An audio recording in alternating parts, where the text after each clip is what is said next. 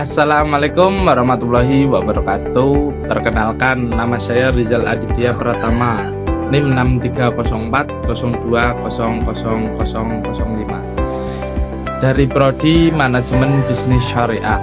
Di sini saya akan menerangkan tentang poin-poin dari ujian komprehensif keislaman. Fa'ajibna lahu ya saluhu wa yus'addiku khola fa'akhbirni anil imani khola antuk minabil lahi wa malaikatihi wa kutubihi wa rusulihi wal yaumil akhiri wa tu'mina bil qadari khairihi wa syarri khola wa ta'ta wa sadaqta khola fa'akhbirni anil isani khola anta budallaha ka'annaka tarahu wa illam takun tarahu fa innahu yaraka. Maka bersabdalah Rasulullah Shallallahu Alaihi Wasallam, Islam adalah engkau yang bersaksi bahwa tidak ada ilah Tuhan yang disembah selain Allah, dan bahwa Nabi Muhammad adalah utusan Allah. Engkau mendirikan sholat, menunaikan zakat, puasa Ramadan, dan pergi haji jika mampu. Kemudian dia berkata, andai benar, kami semua heran. Dia bertanya, dia pula yang membenarkan. Kemudian dia bertanya lagi, beritahukan aku tentang iman. Lalu beliau bersabda, engkau beriman kepada Allah, maka malaikat-malaikatnya, kitab-kitabnya, rasul-rasulnya, dan hari akhir, dan engkaulah beriman kepada takdir yang baik maupun yang buruk. Kemudian dia berkata, andai benar. Kemudian dia berkata lagi, beritahukan aku tentang ihsan. Lalu beliau bersabda, ihsan adalah engkau beriman kepada Allah seakan-akan engkau melihatnya. Jika engkau tidak melihat, maka dia melihat engkau. Hadis ini dijelaskan dalam kitab hadis Sahih Muslim jilid 1 halaman 22 yang merupakan suatu dialog percakapan antara Nabi Muhammad Shallallahu Alaihi Wasallam dengan malaikat Jibril yang mengubah wujudnya menjadi seorang laki-laki yang berbusana serba putih. Cara berbusana semacam ini dapat menjadi teladan yang baik bagi setiap siswa, pelajar, atau lainnya. Jika bermaksud menghadap pada seorang guru atau orang yang alim lainnya, yaitu hendaklah berbusana yang baik dengan cara yang sopan, dan lebih utama lagi jika berbusana yang putih, karena mengikuti perbuatan Nabi Shallallahu Alaihi Wasallam.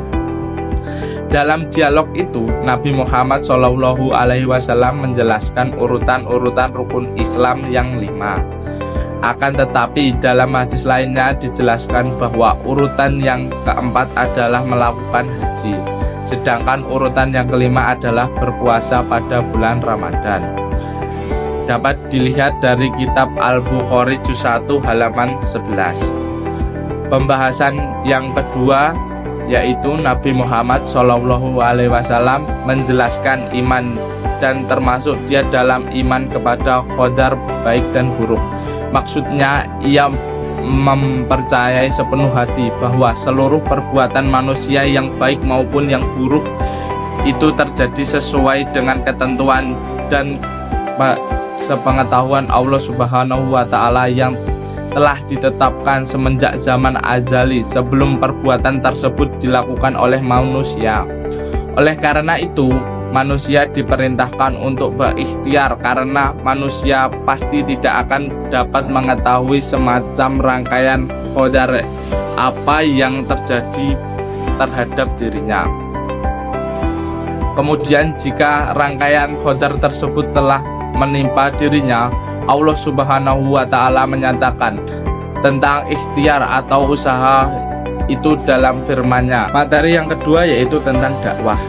Menurut pembahasan, dakwah berarti seruan, yaitu seruan kepada manusia untuk melaksanakan segala perintah Allah dan menjauhi segala yang dilarangnya. Dakwah dalam pengertian tersebut adalah searti atau sedekatan. Artinya atau mencakup pengertian kata-kata sebagai berikut. 1. Balik, menyampaikan ajaran Allah. 2. Jihad, berjuang menegakkan agama Allah. 3. Ikhlas, menyelesaikan persoalan sesuai dengan ajaran Allah. Yang keempat, khutbah, berpidato tentang ajaran Allah. Yang kelima, tausiah, berwasiat, memberikan nasihat. Yang keenam, amar ma'ruf nahi mungkar, memerintahkan kepada malaikat dan melarang dari keburukan. Kedudukan hukum dakwah adalah fardhu ain, yaitu kewajiban setiap individu muslim. Allah memerintahkan agar setiap muslim berusaha untuk memungkarannya yang diketahuinya. Oleh karena itu, kepada kaum muslim diperintahkan agar ada sekelompok muslim yang menekuni ajaran Islam secara khusus untuk disampaikan dan diajarkan kepada orang lain. Eksistensi menuntut ilmu, agama, dan dakwah terdapat dalam Quran Surat At-Taubah ayat 122. Wa ma kanal mu'minuna liyanfiru kafah fal laula nafara min kulli firyatin minhum ta'ifatul liyatafaqahu fid dini wa liyunziru qaumahum idza raja'u ilaihim la'allahum yahzarun. Tidaklah sepatutnya bagi mukminin itu pergi semuanya ke medan perang. Mengapa tidak pergi dari setiap golongan di antara mereka beberapa orang untuk memperdalam pengetahuan mereka tentang agama dan untuk memberikan peringatan kepada ilakum, ya apabila mereka telah kembali kepadanya, supaya mereka itu dapat menjaga dirinya. Kelompok dakwah harus ada menurut Quran Surat Al-Imran ayat 104.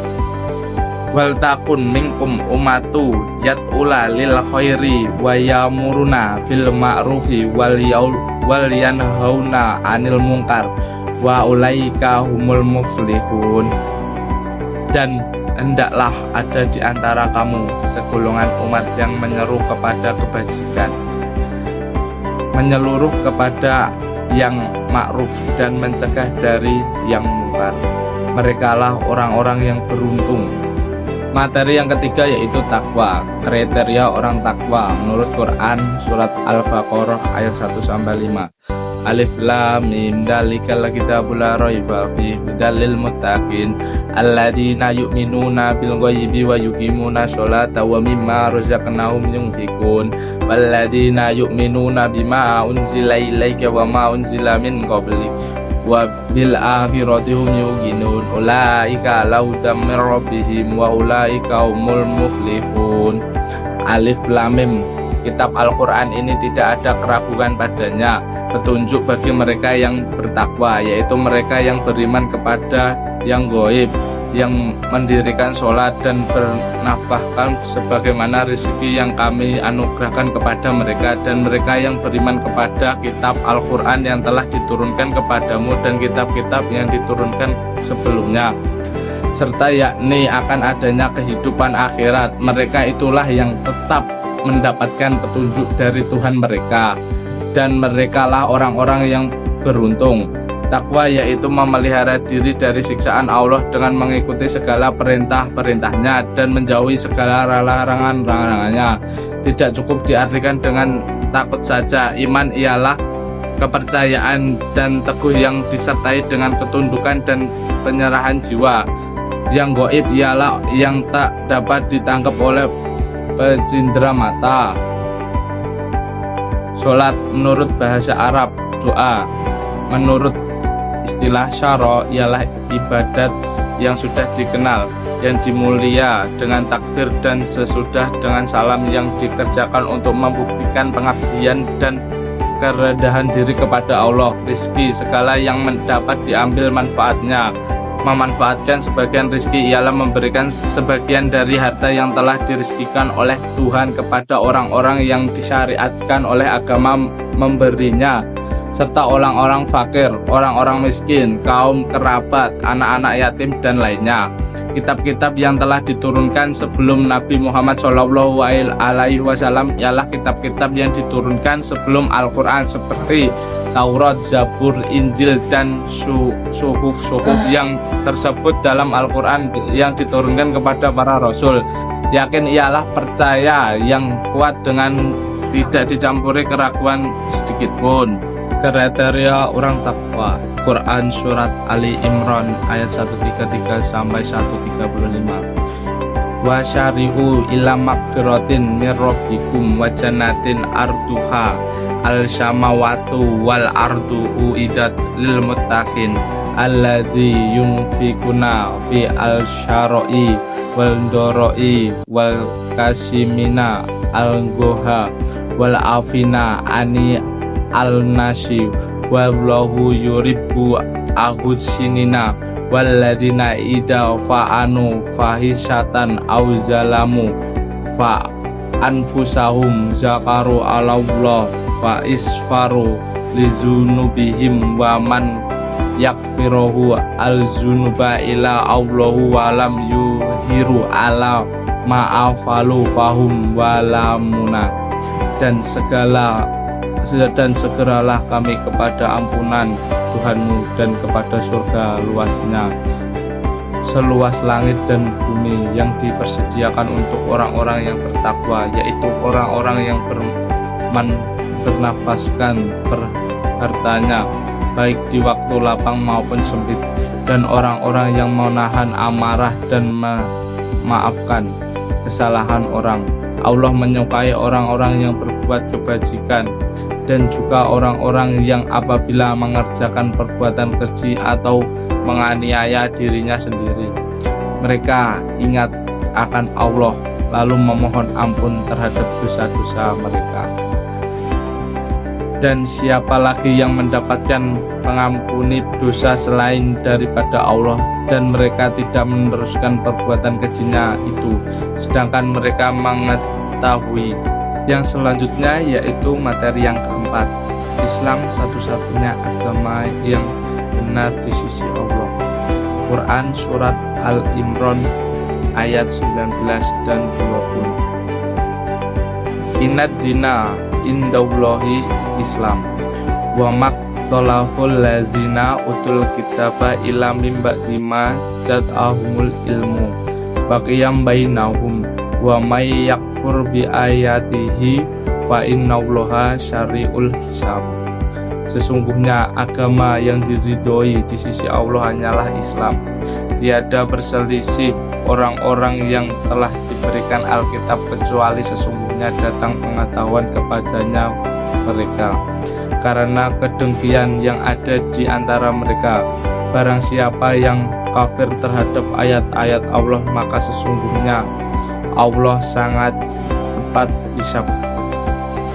Fa in hajuka faqul aslamtu wa hiya lilladzi wa manittaba'an wa qul lilladina utul kitaba wal ummina wa aslamtum fa in aslamu ma fa qadiyatadaw wa in tawalau fa innama alaika balak wallahu basyirum bil ibad.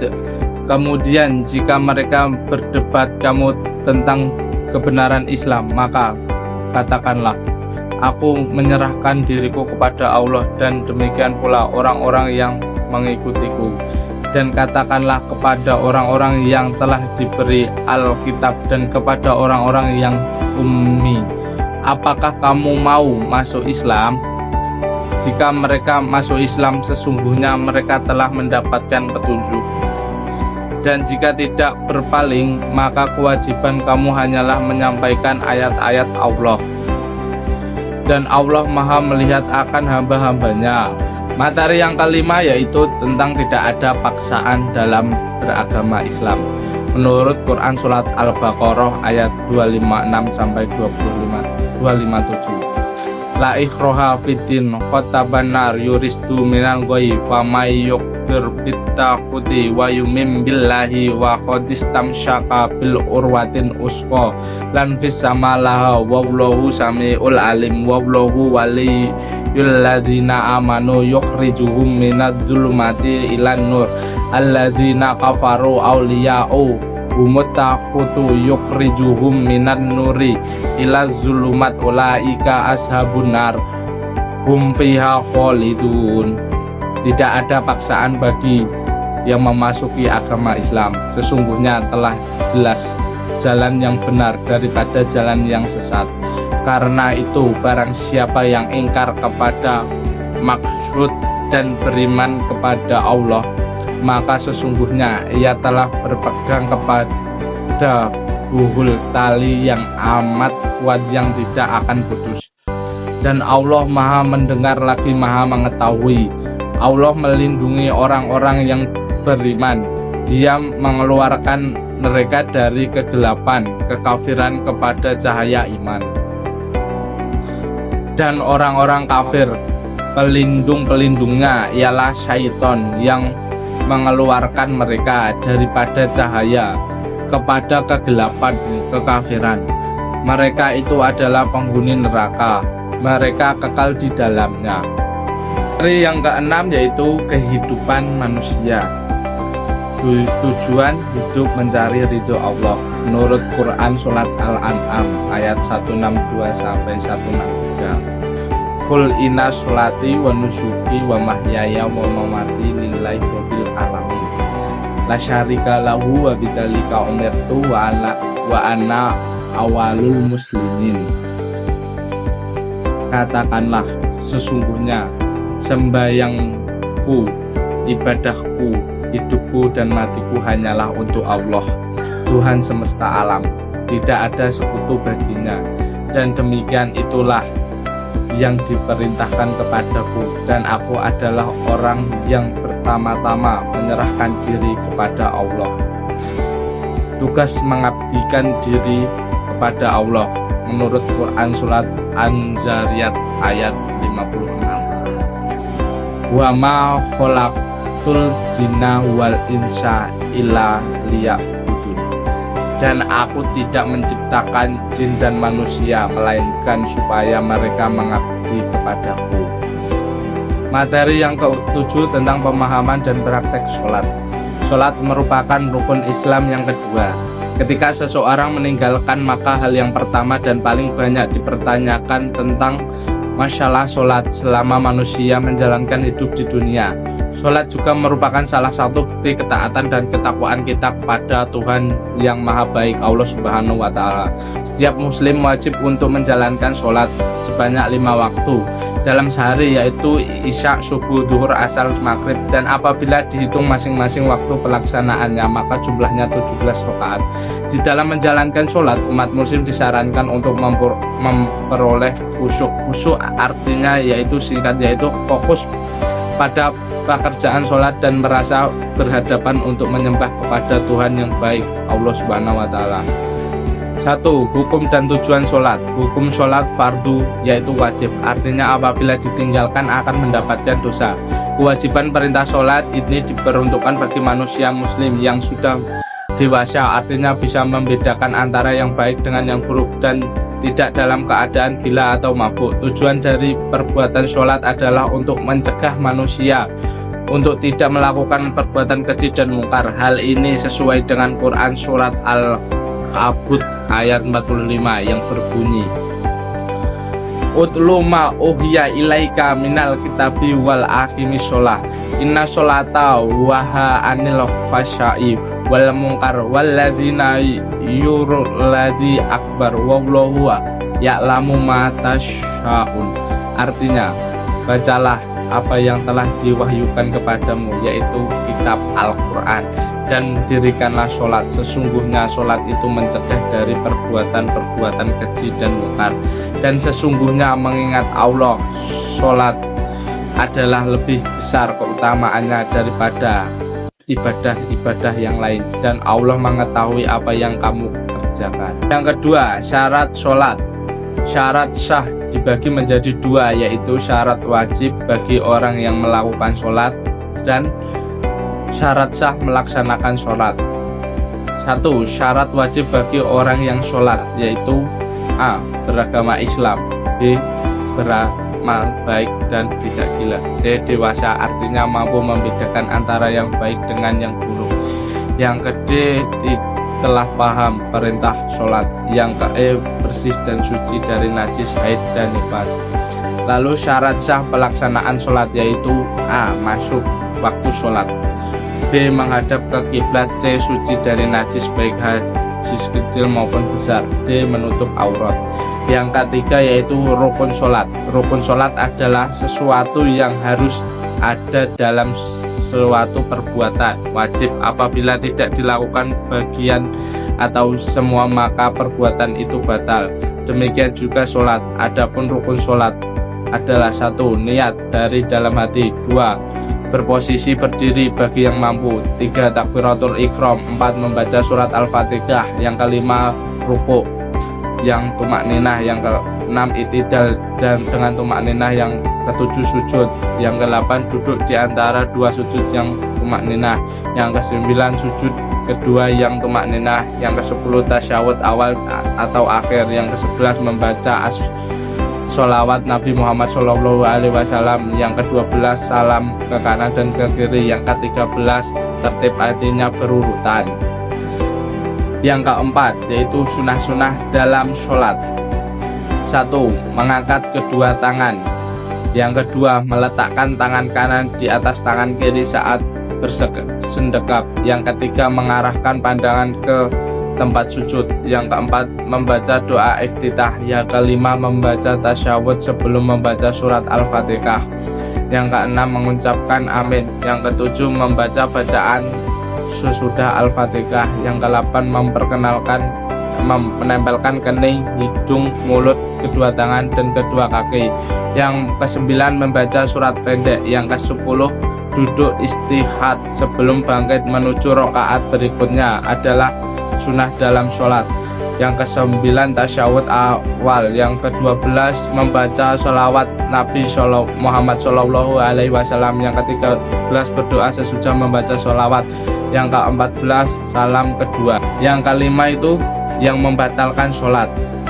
Adapun membatalkan sholat adalah sebagai berikut. Yang pertama, berbicara dengan sengaja saat sholat. Yang kedua, makan dan minum saat sholat. Yang ketiga, banyak gerak dan terus-menerus yang bukan gerakan sholat. Yang keempat, membelakangi atau tidak menghadap kiblat. Yang kelima, mengalami hadas kecil atau hadas besar. Yang keenam, tersentuh najis baik badan, pakaian atau tempat sholat. Yang ketujuh, tertawa berbahak-bahak. Yang ke-8 yaitu murtad, mati, gila, dan mabuk. Yang ke-9 merubah niat dalam melakukan sholat. Yang ke-10 meninggalkan sholat salah satu rukun sholat dengan sengaja. Yang ke-11 mendahului imam dalam sholat. Yang ke-12 orang yang sholatnya dengan tayamum maka sholatnya batal jika terdapat air yang cukup untuk wudhu pada saat sholat. Yang ke-13 secara sengaja mengucapkan salam.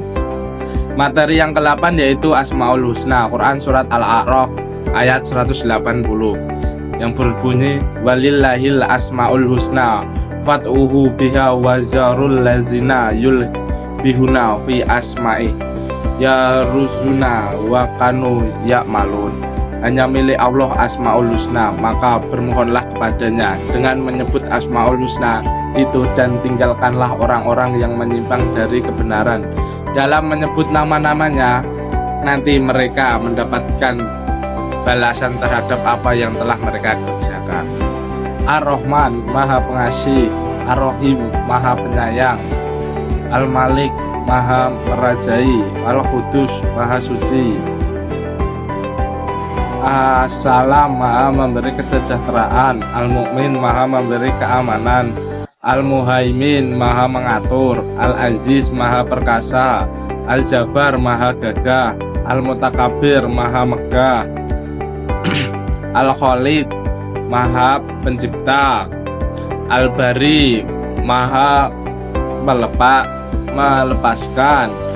Al-Mutawir, Maha membentuk rupa. Al-Ghafar, Maha pengampun. Al-Khoda, Al-Qahar, Maha menundukkan segala sesuatu. Al-Walid, Maha pemberi karunia. Ar-Razak, Maha pemberi rezeki.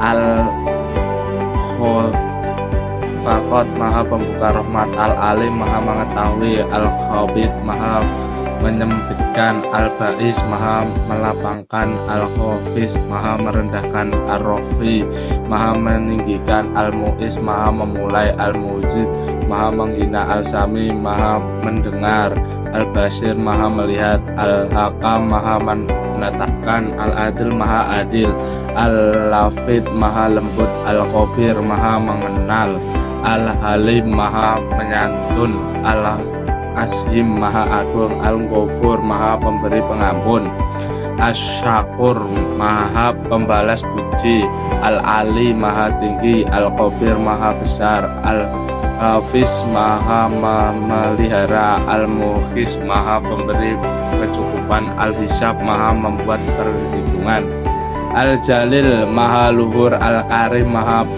pemurah, Ar-Razik maha mengetahui, Al-Mujib maha mengabulkan, Al-Wasi maha luas, Al-Hakim maha bijaksana, Al-Wadud maha mengasihi, Al-Majid maha mulia, Al-Ba'is maha membangkitkan, Asy-Syahid maha menyaksikan, Al-Laq maha benar, Al-Wakil maha memelihara, Al-Qawiyyu maha kuat, Al-Matin maha kokoh, Al-Wali maha melindungi, Al-Hamid maha terpuji, Al-Musyim maha mengalkulasi, Al-Mubdi maha memulai, Al-Mu'id maha mengembalikan kehidupan, Al-Muhyi maha menghidupkan, Al-Mu'idtu maha mematikan, Al-Mahyu maha hidup, Al-Qayyum maha mandiri, Al-Majid maha menemu, Al-Majid maha mulia, Al-Wahid maha tunggal, Al-Ahad maha esa, Asy-Syamad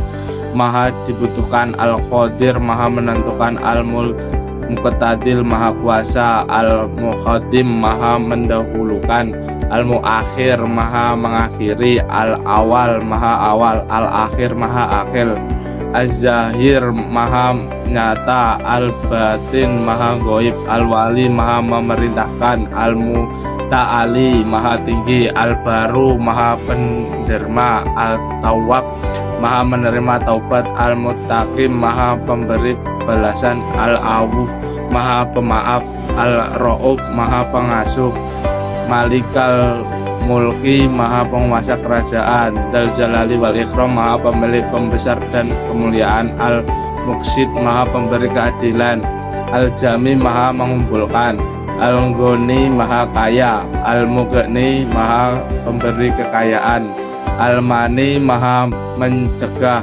Ad-Doar maha penimpa kemudorotan, An-Nafi maha memberi manfaat, An-Nur maha cahayaan, Hadi maha pemberi petunjuk, Al-Badi maha pencipta tiada bandingnya, Al-Baqi maha kekal, Al-Waris maha pewaris, Ar-Rasyid maha pandai, As-Sabur maha sabar. Sekian presentasi dari saya. Bila ada tutur kata atau salah bicara dalam saya menyampaikan materi, mohon dimaafkan. Kurang lebihnya mohon maaf. Sekian, wassalamualaikum warahmatullahi wabarakatuh.